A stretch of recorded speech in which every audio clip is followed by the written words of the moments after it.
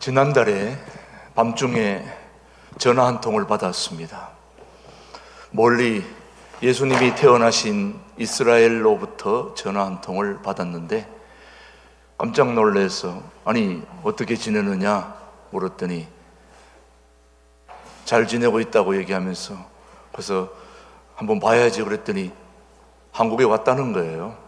깜짝 놀라서 한국에 왔으면 빨리 만나야지 무슨 소리야 그랬더니 한국에 왔는데 2주간 동안 자가격리하느라고 만날 수가 없다 그렇게 얘기하더라고요. 그래서 2주 후에 이제 만나게 되었죠. 어떤 분이 그렇게 얘기하더라고요. 예수님도 하늘에서 내려왔으니 해외에서 온 거 아니냐. 그러니까 2주 동안 자가격리를 하셔야지. 이번 성탄절은 12월 25일이 아니고 1월 7일이다 그렇게 주장하시는 분이 있더라고요. 자, 우리 성탄절은 하나님의 아들 예수 그리스도가 온 인류를 구원하시려고 인간의 몸을 입고 이 땅에 오신 것을 기념하는 지상 최대의 절기가 바로 성탄절입니다. 이것보다 더 큰 소중한 절기가 어디 있겠습니까?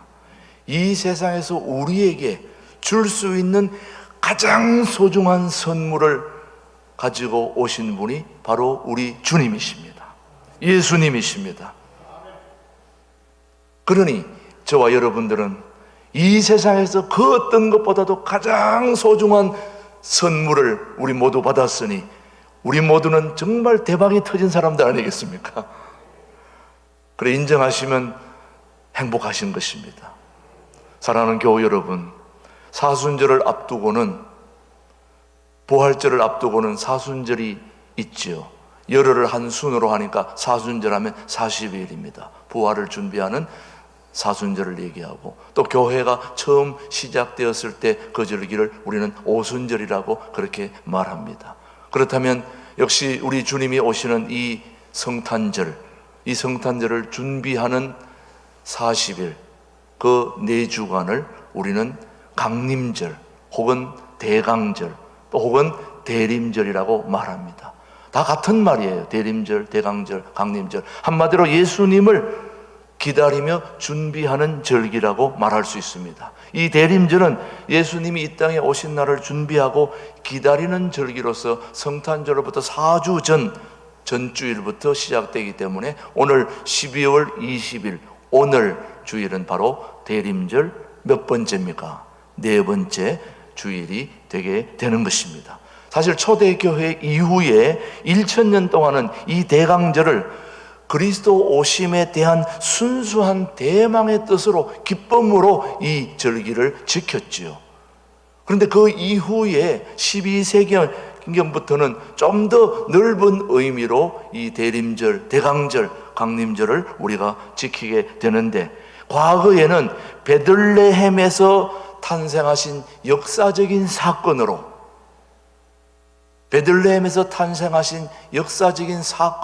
우리가 예수님을 기억하고 있지만 현재에는 우리 성도들의 마음에 은혜로 찾아오시는 주님의 사건으로 그리고 마지막 심판날에는 우리 모두를 다시 한번 심판해서 믿는 자는 영원한 천국으로 그렇지 않은 자는 저 영원한 고통의 자리로 그렇게 심판하실 다시 오실 주님으로 그렇게 우리가 해석을 하게 되는 것입니다. 한마디로 오늘날의 대강절의 의미에는 이미 그리스도가 오시고 계시고 다시 오실 것이라는 그 메시지가 담겨 있는 그 절기가 바로 성탄절인 것입니다. 오늘 이 성탄절에 여러분을 주님의 이름으로 진심으로 환영하는 것입니다. 사랑하는 교우 여러분, 대강절은 2000년 전에 유대 땅 베들레헴에서 태어나셨고 지금은 우리의 마음속에 오시고 있고 앞으로 심판주로 다시 오실 예수 그리스도를 기다리는 절기 바로 성탄절기인 것입니다. 이 성탄절을 앞두고 예수님을 맞이하는 마리아의 그 모습을 오늘 본문을 통해서 우리가 몇 가지 정도 어떻게 예수님을 맞이하고 어떻게 준비했는가, 그 본문의 사건을 통해서 오늘 우리도 2020년에서 21년으로 넘어가는 이 소중한 시점에서 우리가 어떻게 예수님을 맞이하고 또 준비해야 되는가를 교훈받고자 하는 것입니다. 마리아는 어떤 자세로 주님을 맞이했는가? 첫 번째, 겸손한 모습으로 우리 예수님을 맞이했습니다. 무슨 모습요? 겸손한 모습. 자, 우리 한번 누가복음 1장 28절에 보면 천사가 마리아에게 나타나 뭐라고 말씀하는지 한번 보십시다. 그에게 들어가 이르되 은혜를 받은 자여 뭐할지어다 평안할지어다 주께서 너와 함께 하시도다 하니.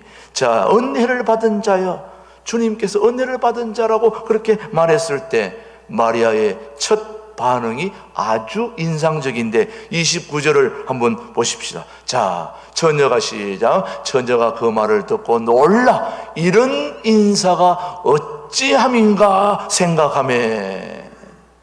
평안할지어다 했더니 이런 인사가 어찌함인가 하고 마리아가 놀란 표정으로 말하니까, 이것은 사실 단순히 마리아가 천사를 보고 심리적으로 놀랐기 때문에 보인 반응이 아니라 유대인들에게 있어서 하나님이 보내신 천사를 본다는 것은 대단한 영광이었습니다. 예나 지금이나 천사를 본다는 건 아무나 보는 일이 아닙니다. 혹시 여기 계신 분 중에 천사 보신 적 있나요? 뭐 선한 일을 한 사람이 천사로 보이는 건 있을 수 있지만 실제로 천사를 보신 적이 있으시냐고요? 저도 못 봤는데 혹시 보신 분 있으면 저한테 한번 얘기를 좀 해주세요. 예나 지금이나 천사를 본다는 것은 대단한 영광입니다. 특별히 유대인들에게 있어서도 마찬가지입니다. 천사를 보신 분들이 많지 않습니다. 대표적으로 아브라함은 봤습니다. 야곱도 보았습니다. 삼손의 부모도 보았습니다. 다니엘도 보았습니다. 이런 몇 사람 정도만 보았습니다. 그러니 그들이 천사를 본다는 것은 보통 일이 아닌 것입니다. 모두가 하나님의 은총을 입은 사람들만 보게 되는 것이니, 지금 천사가 마리아에게 나타났다는 것은 마리아에게 엄청난 하나님의 은혜가 아니겠습니까? 그래서 유대인들에게 천사를 본다는 것은 그 자체가 은혜의 표징이었습니다. 천사가 마리아에게 나타나서 제일 먼저 한 말이 은혜를 받은 자여, 그렇게 얘기했습니다. 자, 그것을 뒷받침하는 것은 마리아는 자신이 이러한 말을 듣는 것 자체를 무척이나 황송하게 생각을 했습니다.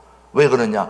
1장 38절을 우리 영상을 통해서 한번 보십시다. 마리아가 시작. 마리아가 이르되 주의 여종이오니 말씀대로 내게 이루어지이다 하매 천사가 떠나가니라. 저기 보면 자기를 뭐라고 해? 주의 여종이오니. 옛날 성경에는 주의 계집종이오니. 자기를 한없이 낮춘 모습입니다. 한마디로 자기는 하녀다 이거예요. 보잘것없다. 누구에게도 내세울 수 없는 그런 자신의 모습을 지금 말하고 있습니다. 천사의 말을 들은 마리아의 자세는 제게 주님의 은혜를 받을 만한 그런 자격이 내게 있나요? 저는 감히 주님 앞에 말할 수 없이 천하고 무익한 종에 불과합니다 라는 겸손의 자세를 지금 보이고 있는 것입니다. 겸손한 자세를 주님 앞에 보이면서 마리아의 이러한 겸손이야말로 사실은 성탄절에 저와 여러분이 가져야 할 중요한 자세입니다. 무슨 자세입니까? 겸손한 자세. 왜 그러냐? 벌레보다 못한 우리들이 구원의 은혜를 입었기 때문입니다. 우리가 가끔 기도할 때 보면 벌레보다 못한 우리라고 그러는데 사실 우리가 벌레보다 못한 건 아니죠, 여러분요. 어떻게 벌레보다 못합니까?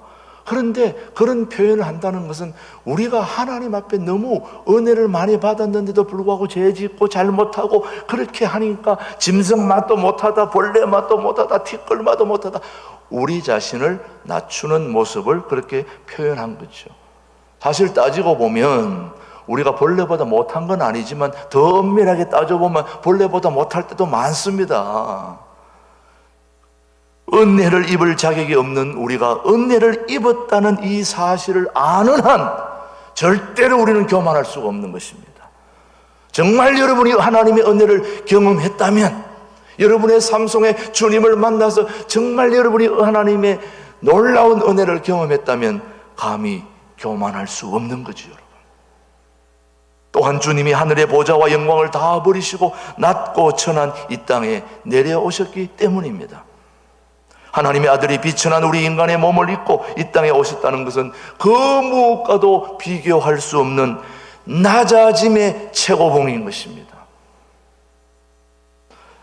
예수님이 이 땅에 오신 목적은 왕으로서 존귀와 영광을 누리시기 위해서 오셨다고 말하지 않고 있습니다. 오히려 예수님은 가난한 평민의 집에서 30년 동안 궁핍하게 사셨고 공생의 사역을 하실 때는 머리 둘 곳이 없었다는 말씀을 우리는 기억하고 있습니다.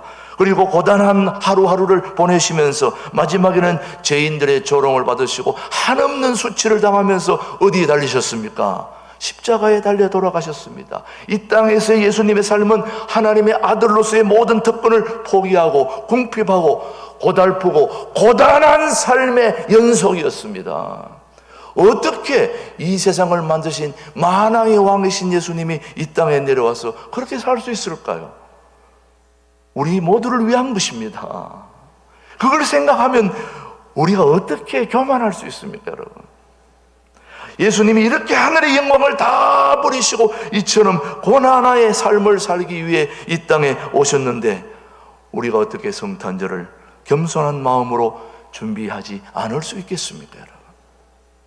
우리는 예수님이 이 땅에 오신 것을 지극히 당연한 일로 받아들이시면 안 되는 것입니다. 어쩌면 오늘 저와 여러분이 코로나19 2.5 단계에서 비대면으로 예배위원으로 여기 와서 예배 드릴 수 있다는 거, 또 방송으로라도 예배 드릴 수 있다는 건 엄청난 큰 축복이에요. 그렇게 예배하지 못했던 우리 선배들, 믿음의 선조들, 카타콤에서, 지하에서 언제 죽을지 모르는 그런 순교의 삶을 기다리면서 예배 드리는 사람들을 생각해 본다면 오늘 저와 여러분은 한없는 축복의 자리에 앉아 있는 것입니다. 이런 은혜를 입었다면 어찌 우리가 성탄절을 교만한 자세로 맞이할 수 있겠습니까? 겸손한 자세로 예수님이 이 땅에 오신 것을 영원히 멸망마다 죽을 수밖에 없는 저와 여러분을 오늘 그리스도가 고난의 삶을 살기 위해 이 땅에 오셨다는 사실 앞에 말할 수 없는 감사와 감격을 느껴야 마땅한 것입니다. 오늘 보니까 그런 감사와 감격의 표정은 별로 많지 않네요, 보니까. 사실 오늘 우리는 이 자리에 앉아있는 것도 너무나도 감사하고 고마워하고 행복하고 그래도 부족합니다, 사실은. 마리아가 정말 어떻게 나 같은 무익한 천하고 무익한 나에게 주님이 오실 수 있나이까? 차분하고 겸손하게 그리고 기쁨에 넘치는 마음으로 성탄절을 맞이할 준비를 할 수 있는 자세는 바로 겸손한 자세인 것입니다. 한없이 겸손한 자세로 우리 주님을 맞이하고 준비해야 될 이유가 저와 여러분에게 있는 것입니다. 바로 이 세상에서 가장 소중한 선물을 우리 모두에게 주신 분이 우리 주님이시기 때문인 것입니다. 마리아는 겸손한 자세로 주님을 맞이하고 준비했습니다. 그렇다면 저와 여러분들도 그렇게 해야 되지 않을까요? 무슨 자세로요? 겸손한 자세로. 또 한 가지, 마리아는 순종의 자세로 주님을 준비하고 맞이했습니다. 사실 마리아에게 나타난 천사는 마리아가 수태하여 아들을 낳을 것이다, 다른 말로 말하면 임신하여 아들을 낳을 것이라고 예고를 했습니다. 그런데 문제는 마리아가 임신을 해서 아들을 낳을 것이다, 합법적인 결혼하에 이런 소식은 얼마나 행복하고 멋진 소식입니까, 여러분? 그렇지 않습니까, 여러분? 그런데 여러분, 이때 마리아는 아직 결혼하지 않은 처녀의 몸이었다는 것입니다.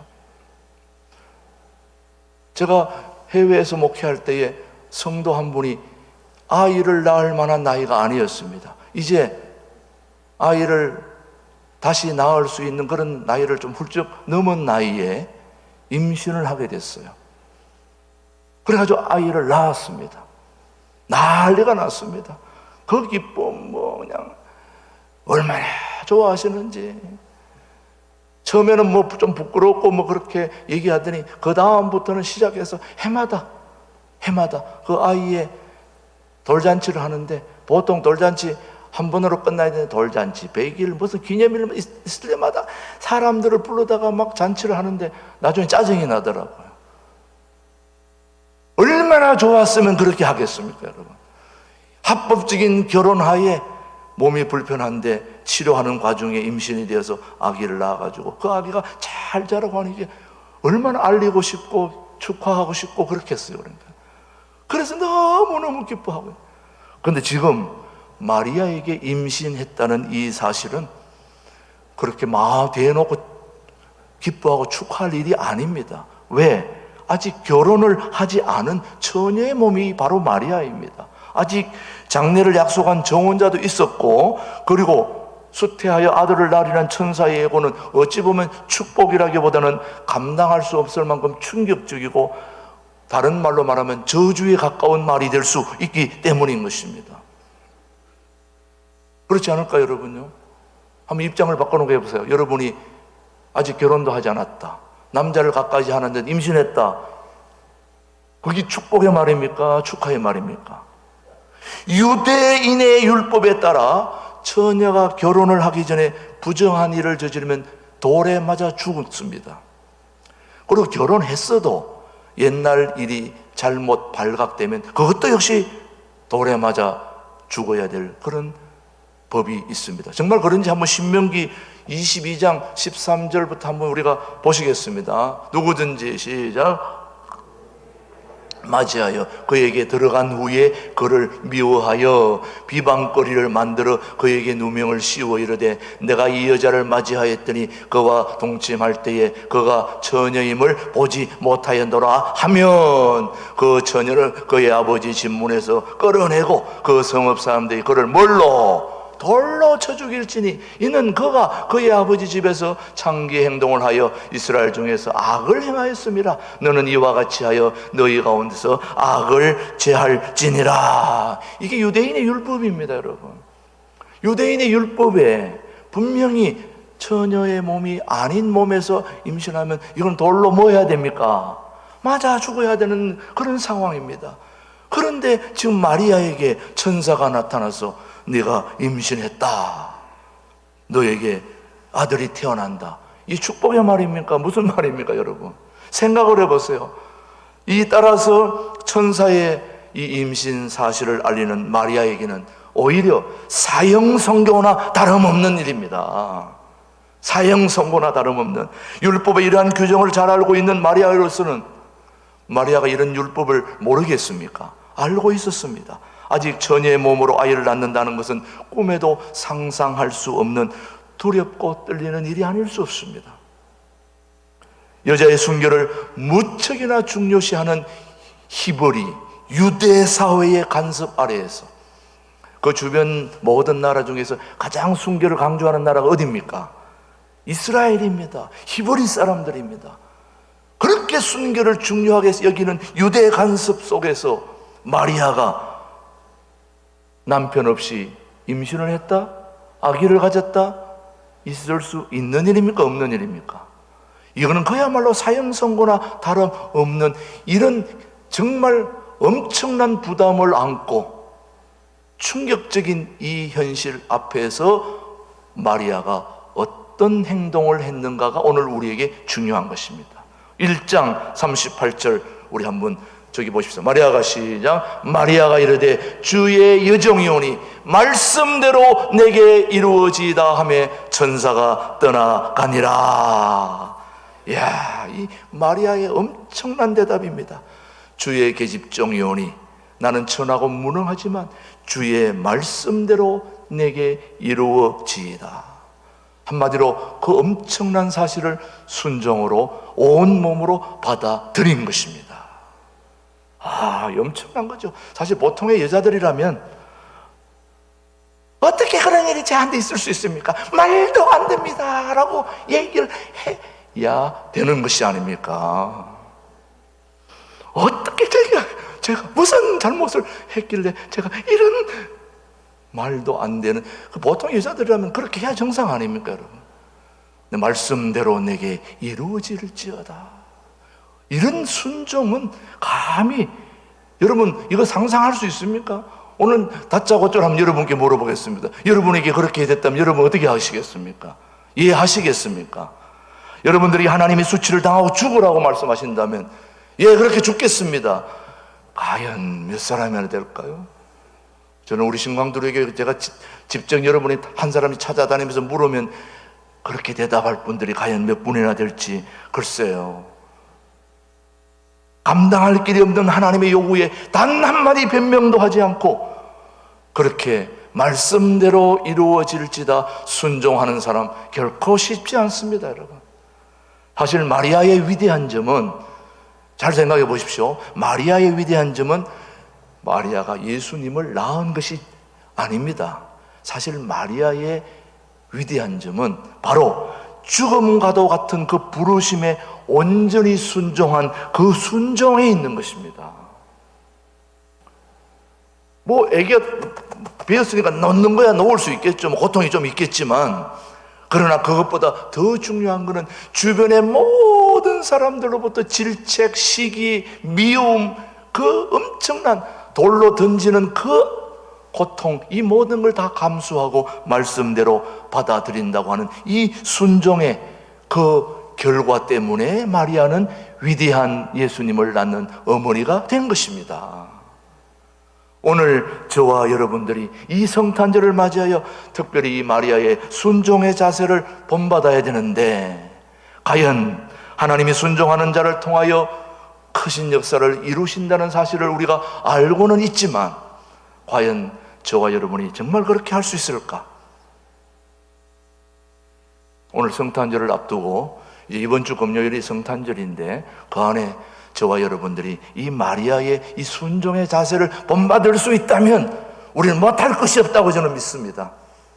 마리아처럼 무엇이든지 말씀대로 이루어집니다라는 이것만 우리가 순종할 수 있다면 우리 신광들에게 못할 것이 없다고 저는 믿습니다. 저는 그렇게 되기를 주님의 이름으로 축복합니다. 말씀대로 받는 그 능력, 은혜. 사실 하나님의 역사는 순종하는 자들을 통하여 이루어 가시는 역사가 바로 하나님의 역사입니다. 잘 한번 보십시오. 하나님은 불순종한 사울을 버리고 순종한 다윗을 이스라엘의 왕으로 세우셨으며 이스라엘의 왕조가 사울이 아닌 다윗의 계보를 통해 이어지게 하셨습니다. 불순종한 사울이 아닌 순종한 다윗을 통하여 메시아의 계보를 이어갔다는 것, 그리고 이 바로 다윗의 계보에서 역시 순종하는 마리아를 통하여 예수님이 탄생하게 되었다는 사실은 결코 아이러니가 아닙니다. 실제로 순종의 역사를 통해서 하나님의 역사가 이어져 오고 있다는 것입니다. 순종은 하나님의 놀라운 역사를 자신에게 임하는 축복의 그릇이 바로 순종입니다. 저는 우리 신광두레 교회 교우들이 하나님이 주시는 놀라운 축복을 우리가 다 받아 누릴 수 있는 그 그릇이 바로 순종의 그릇입니다. 그런 순종의 그릇이 되기를 주님의 이름으로 축복합니다. 축복합니다. 정말 성탄절을 앞둔 이 시점에서 우리가 반드시 기억해야 될 것은 순종의 모습으로, 자세로 우리 주님을 맞이할 수 있게 해주시고, 나의 인생에 주님이 다시 오실, 이미 오셨고 오시고 계시고 다시 오실 심판의 주님을 순종의 자세로 받아들이고 또 응답하는 그런 삶을 살게 해 주시옵소서. 기도하는 우리 교우들 되기를 주님의 이름으로 축복합니다.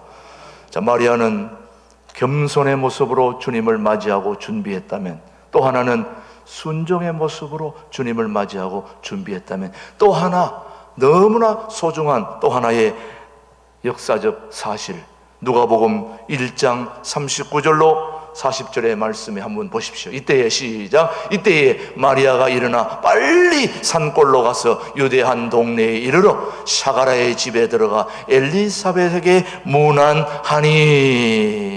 사실은 임신을 한 후에, 천사가 떠나간 후에 마리아가 취한 그 행동이 너무나 소중합니다. 사실은 임신했다는 이 엄청난 이 충격적인 사실을 듣고 천사가 떠나가자마자 바로 그가 취해야 할 우리와 같은 행동이라면은 땅을 치면서 왜 내게 이런 일이 일어났냐면서 어떻게 하면 빨리 이걸 모면할 수 있는 방법이 없을까? 그래야 정상인데 그렇게 하지 않고 이 마리아가 빨리 샤가랴의 집으로 뛰어가서 엘리사벳에게 문안을 했다는 거예요. 무슨 문안했느냐? 이 마리아의 행동이 기가 막혀. 이 엄청난 기쁨의 소식을 나 혼자 알고 있을 수가 없어서 샤가랴의 집에 가서 그 소식을 전했다는 것입니다. 너무나 소중한 행동. 빨리 가서 샤가랴의 집으로. 빨리 갈 일이 아닙니다. 사실은 이게 보통 일이 아니기 때문에. 그런데 이 마리아는 벌써 자세가 겸손의 모드, 순종의 모드, 또 나눔의 모드를 갖고 있었기 때문에 나눔의 자세로 준비하는 것이 바로 성탄절을 맞이하는 소중한 자세입니다. 내 기쁨을 빨리 다른 사람에게 전할 수 있다면 이것이 엄청난 기쁨의 영원한 행복의 소식을 나만 알고 있는 것이 아니라 빨리 많은 사람에게 전해야 되겠다고 한 행동으로 옮긴 사람이 누구였습니까? 바로 마리아였습니다. 자, 우리는 기쁨을 나누면 나눌수록 배가 되고 슬픔은 나누면 나눌수록 반이 된다는 말이 있습니다. 기쁨은 나누어야 되는 것입니다. 좋은 소식은 빨리 전해야 되는 겁니다. 사실 신앙인이라고 하는 건 다른 게 아닙니다. 예수님이 내 인생의 주인이 되셔서 나를 영원한 세계로 이끌어 주실 그 기쁨의 소식을 밖에 알지 못하는 사람에게 전하는 사람이 신앙인인 것입니다. 그리스도인인 것입니다. 그런데 그런 소식을 빨리 전하려고 우리는 뛰어다니지 않고 뭐 안 좋은 소식 하나 있으면 막 이걸 막 엄청난 속도로 달리면서 막 얘기하지 않습니까? 뭐 교회 안에 뭐 조금 이상한 소식 하나 나면 막 이걸 전하기 위해서 목숨을 거는 분들이 많지 않습니까? 우리 교회는 그런 분이 없다고 저는 생각하는데, 오늘날 신앙의 세계에서 예수님의 기가 막힌 이 탄생의 소식을 많은 사람들에게 뛰어다니며 전해야 되는데, 안 좋은 소식을 특보라고 호해라고 막 전해다니면서, 그런 자세는 결코 우리 예수님을 맞이하는 자세가 아닌 것입니다.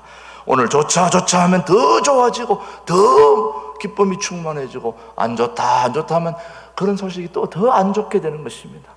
우리 신광들의 교회는 더 좋은 소식들이 풍성하게 잘 되는 또 멋진 비전과 꿈을 가지고 이 지역 사회를 다시 한번 새롭게 판을 뒤바꾸는 그런 기가 막힌 교회로 우리 다시 한번 하나님이 그렇게 이루어 주실 것을 우리가 믿고 먼저 순종하고 겸손하게 그 소식을 밖으로 전가하며 뛰어다녀야 할 사람들이 바로 저와 여러분들인 것입니다. 그래야 되는 거 아닙니까, 여러분? 바로 마리아는 그 소식을 빨리 전하기 위해서 막 뛰었다는 것입니다. 성탄절은 예수는 하나님의 사랑을 나누어 주시기 위해서 이 땅에 오셨다는 거 여러분 알고 계시잖아요. 왜 예수님이 이 땅에 오셨습니까? 하나님이 여러분을 구원하시려고 하는 그 기가 막힌 소식을 가지고 이 땅에 오신 분이 바로 우리 주님이십니다. 예수님의 탄생을 앞두고 마리아와 엘리사벳 사이에 아름다운 나눔이 있었습니다. 누가복음 1장 56절 한번 보십시오. 자, 시작. 함께 있다가 집으로 돌아가니라. 석 달쯤. 얼마나 있었습니까? 석 달. 지금 마리아가 빨리 달려가가지고 엘리사벳 집에 갔는데, 그 집에 가가지고 그 소식을 전하면서 그 주변에 그 소식을 전하는데 그 관계가 얼마나 좋았는지, 친족이거든요. 가가지고 석 달 동안 머물렀다는 거예요. 얼마나 관계가 좋으면 석 달, 여러분 중에 혹시 아는 분이 자기 집에 와서 석 달 있으면 짜증나요, 좋아요? 아무리 좋은 사람도 석 달 있으면 이거 힘듭니다. 제가 해외에서 목회할 때요, 어떤 분이 목사님 저 호텔비가 없는데 목사님 교회에 어디 방 하나 없습니까? 아니 뭐 방 없어도 괜찮아, 교회 그냥 구석에서 자겠습니다. 그렇게 오겠다는 분들이 있어요. 근데 죄송한 얘기지만은 정말 주변에 꼭 와야 될 분들은 안 오고, 안 와도 될 분들은 꼭 와가지고 막 며칠씩 막 진을 빼는 분들이 있어요. 그 해외에서 다 바쁘잖아요. 아침에 일 나가고 저녁 늦게 들어오고 이런데 와가지고 그냥 밤새 아침 달라, 점심 달라, 저녁 달라. 한 2, 3일 있다 빨리 가야 되는데 보름, 한 달 있다가 가면은요, 정말 죽습니다, 여러분. 이 마리아가 이 사가랴 집에 몇 달 있었다고요? 석 달을 있었다. 이 보통 관계가 아닙니다. 친밀하다는 거예요. 더 있으면 좋겠다. 더 같이 있으면 좋겠다. 이래야 되는 거 아닙니까, 여러분? 우리 교우들의 관계가 이래야 돼야 되는 것입니다.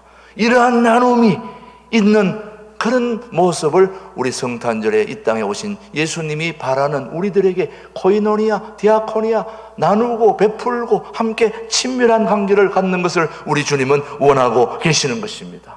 그래서 우리가 해야 할 일은 나누어야 되는 것입니다. 나누어야 됩니다. 어떻게 나누어야 되느냐? 우리 마태복음 25장에 보면은 어떻게 나누는지를 우리에게 알려주고 있어요. 임금이 대답하여 시작. 임금이 대답하여 이르시되 내가 진실로 진실로 너희에게 이르노니 너희가 여기 내 형제 중에 지극히 작은 자 하나에게 한 것이 곧 누구에게? 내게 한 것이나.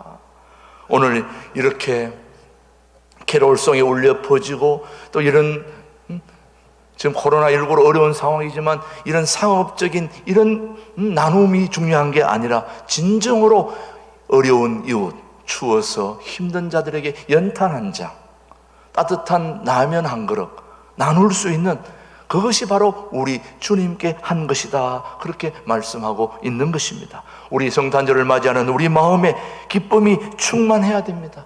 충만해야 됩니다. 세상에 이것보다 더 큰 소식이 없기 때문에 우리 예수님이 이 땅에 태어난 소식보다 더 큰 소식이 어디 있습니까? 그런데 우리는 이 성탄절에 죄송하지만 코로나 백신, 치료제 이거 예수님보다 더 기다리는 거 아닙니까? 솔직하게 얘기해 보세요. 예수님을 더 기다립니까? 백신을 더 기다립니까? 예수님의 기쁜 소식이 우리에게 백신이 돼야 되는 거 아닙니까? 우리의 치료자가 돼야 되는 거 아닙니까? 세상의 백신, 코로나, 치료제 그거 맞아도 어차피 죽는 거 아닙니까, 여러분? 그거 맞았다고 영원히 사는 사람 없습니다. 그러나 우리 예수님의 백신, 우리 예수님이 주시는 치료제는 영원한 삶을 우리에게 보장해 주는 것입니다. 그러니 우리는 그런 백신을 맞아야 되는 것입니다, 여러분. 오늘 주님이 원하시는 것은 겸손하고 순종적인 자세로 탄생을 기뻐하는 심령입니다. 그 소식을 나누고 더불어 사랑의 손길을 나누는 제대로 된 우리 교우들 한 분 한 분을 주님이 원하시는 거죠.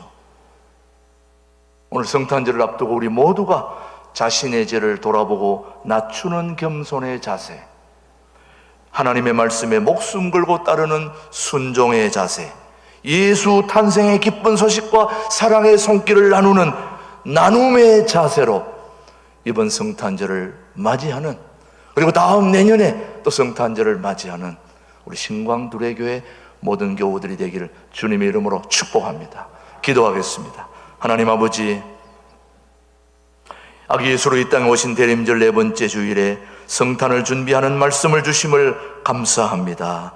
겸손의 자세, 순종의 자세, 나눔의 자세로 남은 생애를 살아가는 우리 모든 교우들로 축복해 주시고 인도해 주시옵기를 예수님의 이름으로 기도드리옵나이다. 아멘.